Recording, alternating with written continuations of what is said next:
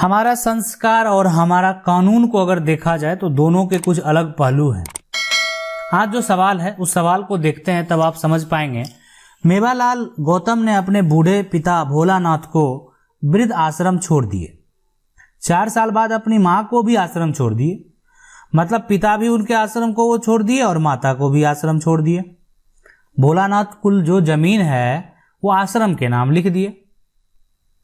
क्या वह जमीन पुत्र मेवालाल को मिल सकता? तो ये जो सवाल है ना, आज इसके बारे में जहां चर्चा करेंगे। देखिए, अगर संपत्ति पूर्वज से प्राप्त हो उसमें वंशज का भी अधिकार होता है। ऐसा नहीं कि पिता उस सारा संपत्ति को बेच के चले गए तो जो है बेटा के पास कोई भी अब अधिकार नहीं है। बेटा अगर केस फाइल करेगा, पिता अगर जीवित है तो ज्यादा चांसेस हैं आपको वो संपत्ति वापस मिलने के, इसलिए कि आप केस फाइल करेंगे पिता के ऊपर। मामला जितना पुराना होगा उतने कम चांसेस बनते हैं संपत्ति वापस मिलने के। लेकिन अगर आप केस फाइल करेंगे, अगर पिता हैं या नहीं है, केस फाइल करेंगे तो यहाँ पे आप जो पूरा संपत्ति पिता का है, अगर आप पिता के एक ही बेटे हैं तो 3.5 बीघा आपको वापस मिल सकता है। तो आप इसका प्रयास कर सकते हैं, चांसेस है मिलने के। लेकिन अगर मामला बहुत पुराना आपका होगा तो नहीं भी मिल सकता। ठीक है। अगला सवाल है कि सर 1989 में जो है मेरे फादर ने जमीन खरीदी, रजिस्ट्री हो गई, पर जमीन जो है वो यहाँ पे सीलिंग में है। कहा कि सीलिंग का केस चल रहा है। तो सेलिंग का केस चल रहा है। आज 30 साल हो गया, पता चला कि सेलिंग की जमीन लीगल नहीं होती, तो क्या फर्जी रजिस्ट्री हो गई? अब जो है कहते हैं कि केस जीतने के बाद फिर से रजिस्ट्री होगी। बीच खेत में रह रहे हैं, जो है फादर जमीन जो खरीदी, क्या गलती कर दें? अब क्या कर सकते हैं? क्या गवर्नमेंट जो है तोड़ देगी? नहीं, अगर आपका घर बना हुआ है, आप तो सब कुछ कर रहे हैं, तो तोड़ना उतना आसान नहीं होता है। हमारा जो कानून है उसमें ऐसा कोई कंडीशन नहीं है। और रही बात आपका सारा मामला 30 साल से अगर ऊपर हो गया है तो अगर वो जमीन सरकारी भी होगी तो भी आप उसका हक रखते हैं। तो अगर आपका उसका घर है तो आप उसको नहीं तोड़ सकते हैं। रही बात यहाँ पे, आप रजिस्ट्री की बात तो दूर गई, अगर आप 30 साल से ज्यादा उस जमीन पे रह चुके हैं ना, तो आप खुद एडवर्स पोजीशन का केस फाइल कीजिए। ठीक है। अगर वो जमीन सरकारी आपको लगती है तो सरकार के ऊपर कीजिए। अगर जमीन निजी आपको लगती है तो जो आपको समझ में आ रहा है उस हिसाब से आप किसी से जांच करवा लें, पूरा रिकॉर्ड उसका पुराना, को किस तरह का जमीन है। तो उसके ऊपर जो है आप प्रतिकूल कब्जा का केस फाइल करके और केस आप जीत भी सकते हैं। अगर आप वहां पे 30 साल से जो है ज्यादा से रह रहे हैं तो जितना आपका जो है तय है, आप जीतेंगे ही प्रतिकूल कब्जा का केस। अगला सवाल है कि मेरे जो है यहाँ पे परदादा की जमीन 1920 से मेरे जो है ताऊ के बेटे 16 साल पहले बेच दिया। मेरे दादा को 4 बेटे थे, अब वो सब जो है गुजर चुके हैं। रजिस्ट्रेशन के वक्त 3 चाचा मौजूद नहीं थे, मर चुके थे। फेक रजिस्ट्रेशन हुआ क्योंकि हम दूसरे स्टेट में रहते हैं। अभी मालूम हुआ, मेरे लिए कौन सा तरीका है हक हासिल करने का? आप सबसे पहले अपना पुराना जो दस्तावेज है, पुराना जो खतियान है वो आप निकालें। पुराना खतियान आप पहले निकाल लें। पुराना खतियान के बाद जो है आप अपना नया, वहाँ का जो किसी दूसरे के व्यक्ति के नाम पे बन गया, लेकिन आपका नया अगर कुछ भी बना तो वो आपको निकाल लेना है। और पुराना खतियान के आधार पे आपको टाइटल सूट करना है। बिल्कुल आपको वापस मिलेगा। ठीक है, वो जो है जरूर आपको वापस मिलेगा। अगला सवाल है कि माय ग्रैंडफादर 1936 में प्रॉपर्टी रजिस्ट्री करवाए किसी पर्सन से, और वो मोटेशन भी है, कब्जा भी है, बट 2014 में गांव के एक पर्सन ओल्ड खतियान है ना निकाला तो उसका फादर के जो है नाम है। वो अब जो है मारपीट और केस भी चल रहा है ना। किसका होगा? मेरा कब्जा 1936 से है। देखिए, अगर 1936 में प्रॉपर्टी को रजिस्ट्री कराएं किसी पर्सन से, मोटेशन भी है, कब्जा भी है, और मोटेशन, क्या आपके पास रजिस्ट्री का वो दस्तावेज है? ठीक है, आपके पास वो रजिस्ट्री का दस्तावेज है कि नहीं है? जो भी है वो दस्तावेज आपके पास होना चाहिए। गांव के का ओल्ड खतियान निकला, हो सकता है ओल्ड खतियान से रजिस्ट्री कर दिया गया होगा तो उसका नाम होगा। अब वो मारपीट करेगा, केस चल रहा है, तो आपको भी तो रजिस्ट्री का जो है ना, मेरा आपका कब्जा है, कब्जा की बात अलग हो गई यहाँ पे। अब तो आपके नाम से है, यहाँ पे कब्जा कानून का कोई मतलब ही नहीं होता है, इसलिए कि अब प्रतिकूल क्या, यहाँ तो अनुकूल कब्जा है, प्रतिकूल कहाँ है? आपके नाम से जमीन है, आप उसको कब्जा किए हुए हैं, तो यहाँ तो प्रतिकूल कब्जा का कोई कॉन्सेप्ट लागू नहीं होगा। इसलिए कि अगर आपकी रजिस्ट्री है तो आपको वो अगर कोर्ट में देंगे, वो आप निकाल के देंगे, जैसे भी आपको, अगर उसको आप वहां पे साबित करते हैं तो कुछ भी कर ले वो जमीन आपका ही रहेगा। लेकिन अगर वो साबित नहीं होता है तो आपका कितना भी लंबा कब्जा क्यों नहीं, आपके नाम से है ना वो। अब तो आपका नाम हो गया, आपके नाम से रसीद है, आपके नाम से जमाबंदी है, सब कुछ है, लैंड का टैक्स आप दे रहे हैं, आपका मोटेशन है, तो आपका प्रतिकूल का तो बात ही नहीं होता, आपका तो अनुकूल है, सब कुछ आपके नाम से दस्तावेज है, तो आपका कब्जा नहीं होगा तो किसका होगा? तो उस केस में यहाँ पे जो है, यहाँ पे ये कब्जा कानून का कोई मतलब नहीं होगा। अगला जो सवाल है, अगर किसी शादीशुदा बेटे की मृत्यु हो गई हो तो उसकी पत्नी की ऐसे मामले में क्या स्थिति होगी?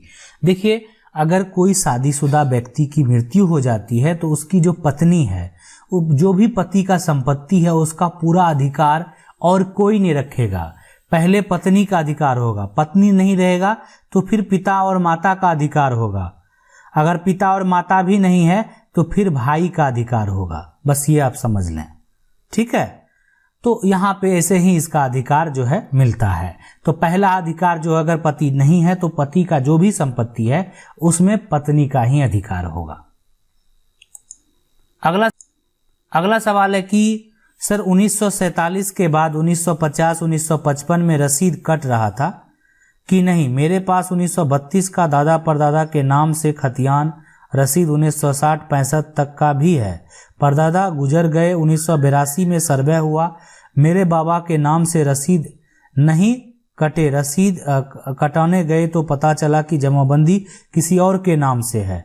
रसीद भी 1988 के बाद जो है वो कट रहा है 2019-20 तक का, लेकिन उस प्लॉट 00 है, खाता और रकबा जो है, देखिए आप जिसके नाम से वो रसीद कट रहा है नहीं कट रहा है, लेकिन आपका पुराना खतियान अगर आपको निकल गया, ठीक है, तो उसका जो कुछ नया बना, अगर आपका जो भी आया होगा, नया नहीं आया होगा, जो भी हो, वो जो नया भी बना है उसको निकालना, नहीं बना है तो भी कोई बात नहीं, उसके आधार पे आप ये सारा डिटेल पता करा लें कि आप कौन कौन सा उस प्लॉट का खाता नया बना, खेसरा नया बना और किसके नाम से बना, उस सारे जो जिसके नाम से बना उस सबको आपको जो है एक तरह से नोटिस भेजवाना पड़ेगा, यानी आपको टाइटल शूट करना पड़ेगा। और ये करने के बाद जो है पुराना के आधार पे गलत तरीके से सर्वे आपका हो गया और उसका जो है, अगर उसके पास कोई भी व्यक्तिगत प्रूफ नहीं होगा कि कैसे हुआ सर्वे, 1988 में हुआ तो आपका रजिस्ट्री हुआ, कैसे, कोई तो आधार होगा वहां पे। रजिस्ट्री भी होता है तो मान लेते हैं किसी का दाखिल खारिज भी हुआ तो सारा कुछ वहां रजिस्टर में भी मेंशन होता है कि इसका रजिस्ट्री हुआ, ये इसका डीड नंबर है, ये है, तो वहां अगर मान लेते हैं रजिस्ट्री ऑफिस में आपका दस्तावेज नहीं है तो वहां तो आपका दस्तावेज होना चाहिए। तो इसीलिए जो है अगर ऐसा है तो बिल्कुल आपको टीएस करना चाहिए। अगला सवाल है कि सर जी हमारे फादर ने हरियाणा में एक प्लॉट 1970 में खरीदा था, उस समय उसकी रजिस्ट्री नहीं करवाई थी, स्टाम्प पेपर पे फुल पेमेंट एग्रीमेंट कर लिया था, जिससे खरीदा वो 2005 में डेथ हो गया है, 2014 में जो है हमारे फादर की भी डेथ हो चुकी है। अब प्लॉट की जो है यहाँ पे इंतकाल उनके बच्चों के नाम हो चुकी है, तो इसमें हम रजिस्ट्री करवाने के लिए क्या कर सकते हैं? 50 साल से कब्जा जो है हमारा जो है यहाँ पे नगर पालिका में जो है टैक्स हमारे नाम से है, वाटर सप्लाई हमारे नाम से है, इलेक्ट्रिक का, बिल्कुल। देखिए अब उस स्टाम्प का तो कानून में कोई वैल्यू नहीं है आपका, उसका तो बात ही हटा दीजिए फिलहाल, या आप वकील से जाएंगे तो एक बार जो है संपर्क कर लेंगे, लेकिन आप समझ लीजिए कि फिलहाल उस स्टाम्प के लिए आप क्या करेंगे कि हम खरीदे हैं, तो वो तो वहाँ गलत तरीका होता है, स्टाम्प पे कोई खरीदारी नहीं होती है। लेकिन अगर उस आपका ये सब है ना, आपका एक प्रतिकूल कब्जा का कॉन्सेप्ट आप लगा सकते हैं कि 50 साल से आपका सब कुछ है उस पे, आपका जो है नगर पालिका जो है टैक्स दे रहे हैं, इलेक्ट्रिसिटी कनेक्शन है, आप उस पे रह रहे हैं, घर है, तो कुछ नहीं होगा, आपको टेंशन फ्री रहें। वो जमीन वो तो निजी है, अगर सरकारी भी होता ना तो भी आपको कोई हटा नहीं सकता था। तो लेकिन अब ये मामला आपको न्यायालय यानी सिविल न्यायालय में इसके लिए जाना होगा। उसके लिए एडवर्स पोजीशन का यानी प्रतिकूल कब्जा का आप केस फाइल करेंगे। इसमें कोई भी निजी जमीन को अगर आप 12 साल से ज़्यादा समय तक अपने अंडर रखते हैं तो आपको कोई हटा नहीं सकता है, आप जो है मालिकाना हक का दावा जो है कर सकते हैं। तो ये आप जाएंगे अपना जो भी सिविल कोर्ट में, वहाँ पे जो भी वकील बैठते हैं, आपको जो वकील अच्छे लगें आप संपर्क में अपने जो भी नज़दीकी लोग हैं आप उनसे पता करा सकते हैं कि जो वहाँ के वकील हैं, आप उनसे संपर्क करें और उनसे ये बात जो डिस्कस करें, जरूर आपको जो है न्याय मिलेगा।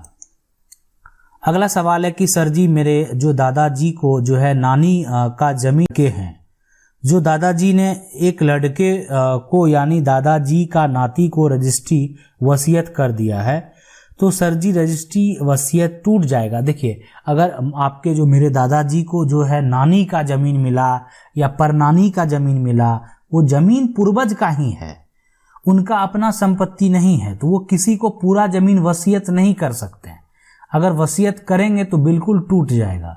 तो केस जो है कोर्ट में फाइल करेंगे आप कि आपका जो है शेयर है वो किसी दूसरे को, जबकि संपत्ति पैतृक है, तो बिल्कुल ये आसानी से मिलेगा, कोई टेंशन नहीं है। लेकिन लड़ाई लड़नी होगी, जो प्रक्रिया के तहत हो गया फिलहाल, तो उसको आपको तोड़ने के लिए फिर और कोई कहीं नहीं जाना होगा, वो आप न्यायालय को ही पावर है, तो इसलिए वो न्यायालय से ही टूटेगा। अगला जो सवाल ये पूछ रहे हैं, सर मेरे जमीन जो है परदादा के नाम से है, खतियान मेरे पास है, जमीन पर दूसरे का कब्जा है, मेरे परदादा जो है पहले बोला था कि जमीन में किसी को जो है लिखा नहीं था। ठीक है, देखिए अगर जमीन लिखा नहीं गया है, जबरदस्ती कब्जा किया गया जमीन का, तो वो आपको जरूर वापस मिलेगा। ठीक है, तो आपका जो खतियान है वो खतियान आप निकाल लें और उसके बाद जो है आप उस पर केस, जो भी कब्जा किया है उस पर केस फाइल करेंगे कि जबरदस्ती कब्जा करके, हाँ जो है अगर वो मान लेते अपने नाम से करवा लिया, जो भी करवाया वो लीगल तरीके से, या वो बेच भी दिया होगा तो भी आपको मिलेगा। लेकिन पहले आप ओरिजिनल खतियान निकाल लेंगे, उसके बाद आपका जो भी है नया जो है अगर सर्वे हो गया या वो मान लेते हैं सिर्फ जबरदस्ती कब्जा किया हुआ, तो आपको लेकिन इसके लिए न्यायालय में लड़ना ही पड़ेगा। ठीक है, अच्छा एक होता है कि उस पर वो रह रहा है, जबरदस्ती कब्जा करके घर बनाए हुए है, उस केस में हो सकता है कि थोड़ा आपको दिक्कत का सामना करना पड़े, इसलिए कि वो जमीन जो है वो एक तरह से वासगत हो जाएगा, उस पर वो रह रहा है, उस पर उसका घर वासगत हो जाएगा, उस पर वो रह रहा है, उस पर उसका घर है। ठीक है, तो वो एक तरह से प्रमाण वहां से दे सकता है प्रतिकूल कब्जा का भी। लेकिन जमीन अगर खेती युक्त है ना, तब आसानी से आप उसको वापस पा सकते हैं। अगला जो सवाल है कि जमीन मेरे नाना के नाम से है, टोटल जमीन 739 यानी 739 डिसमिल है। इस जमीन में मेरी माँ ने मेरे मामा और उनके दोनों बेटों से 226 डिसमिल जमीन खरीद लिया। ठीक है, जो है खरीद लिया है पैसा देकर, लेकिन अब उनकी बेटियों ने टाइटल सूट किया है। उनकी 2 बेटियां हैं और दोनों बेटियों ने किया है टाइटल सूट। अब क्या होगा? देखिए, खरीदने की जरूरत नहीं है, टाइटल है तो जो आपकी माँ है मान लेते हैं, तो उनका नाना के संपत्ति में हक बनता है। टाइटल करने की क्या जरूरत है? पार्टीशन आप कर सकते हैं, उसमें सबको आपका जो भी शेयर बनेगा वो आपको मिलेगा। रही बात यहाँ पे खरीदने वाली बात है, तो टाइटल सूट में उस केस में यहाँ पे तो अगर लेकिन टाइटल सूट किया गया है, बिक्री में बंटवारा नहीं हुआ, ऐसे ही बेच दिया गया, तो ये सब कंडीशन अगर है तो यहाँ दिक्कत हो सकता है। लेकिन अगर जो एक तरह से बात करें नाना की संपत्ति में, तो आपकी माँ का और नाती का भी अधिकार होता है, वो कोर्ट से पार्टीशन फाइल करके अपना हिस्सा भी ले सकते हैं। आशा करते हैं वीडियो अच्छा लगा होगा। वीडियो अच्छा लगा वीडियो को लाइक जरूर कर दें। चैनल को पहली बार देख रहे हैं सब्सक्राइब करके जो बेल आइकन है उसको जरूर दबा लीजिए। मिलते हैं अगले वीडियो में, तब तक के लिए जय हिंद।